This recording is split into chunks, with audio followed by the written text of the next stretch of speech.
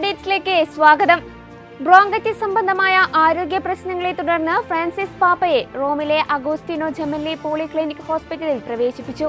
അതിനാൽ ഫെബ്രുവരി 17 വരെയുള്ള മാർപ്പാപ്പയുടെ പരിപാടികൾ റദ്ദാക്കി. ശനിയാഴ്ച വത്തിക്കാനിൽ ക്രമീകരിച്ച ജൂബിലി പരിപാടിയിലും ഫെബ്രുവരി 17 റോമിന്റെ തെക്കുള്ള ചരിത്രപ്രസിദ്ധമായ സിനിസിറ്റ ഫിലിം സ്റ്റുഡിയോയിൽ കലാകാരന്മാരുമായുള്ള കൂടിക്കാഴ്ചയിലും അദ്ദേഹം പങ്കെടുക്കില്ല എന്ന് വത്തിക്കാൻ വ്യക്തമാക്കി. വ്യാപക പ്രതിഷേധത്തിനൊടുവിൽ വെട്ടിക്കുറച്ച ന്യൂനപക്ഷ സ്കോളർഷിപ്പുകൾ പുനഃസ്ഥാപിച്ച് സംസ്ഥാന സർക്കാർ. സാമ്പത്തിക പ്രതിസന്ധി മറികടക്കാൻ 50% ന്യൂനപക്ഷ സ്കോളർഷിപ്പുകൾ വെട്ടിക്കുറച്ച സർക്കാർ നടപടിക്കെതിരെ മതമേലധ്യക്ഷന്മാരും പ്രതിപക്ഷവും രംഗത്ത് എത്തിയതോടെയാണ് വെട്ടിക്കുറച്ച ഉത്തരവ് റദ്ദാക്കി കഴിഞ്ഞ ദിവസം പുതുക്കിയ ഉത്തരവിറക്കിയത്.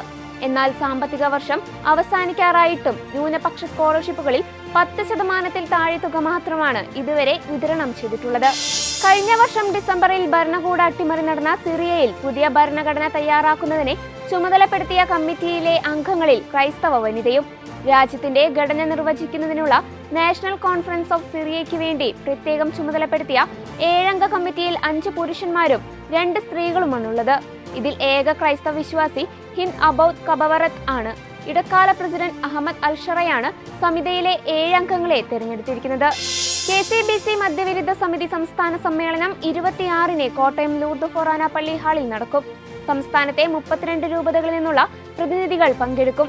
സമ്മേളനത്തിന് മുന്നോടിയായുള്ള KCBCയുടെ സർക്കുലർ നാളെ പള്ളികളിൽ വായിക്കും. മദ്യലഹരി വസ്തുക്കൾക്കും സർക്കാരിന്റെ മദ്യനയത്തിനുമെതിരെ ശക്തമായ താക്കീതും മുന്നറിയിപ്പുമാണ് സർക്കുലറിന്റെ ഉള്ളടക്കം. സമ്മേളനത്തിൽ പ്രതിപക്ഷ നേതാവ് VD Satheesan, archbishop Mar Thomas Tharayil, archbishop Mar Mathew Moolakkattu എന്നിവർ പ്രസംഗിക്കും. സമർപ്പിതർ തീക്ഷ്ണമായ പ്രേക്ഷിതാഭിമുഖ്യത്തിൽ ജീവിക്കുകയും പ്രവർത്തിക്കുകയും വേണമെന്ന് major archbishop Mar Raphael തട്ടിൽ.